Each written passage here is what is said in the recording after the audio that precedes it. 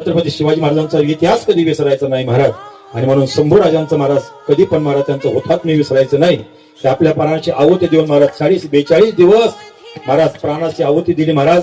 औरंगजेब लढले महाराज, पण महाराज धर्माकरता महाराज मान झोकवली नाही. त्यांनी भगवा कधी झोकू दिला नाही. आणि कमीत कमी सकाळी भगवा टिलक कपाळाला लावला पाहिजे.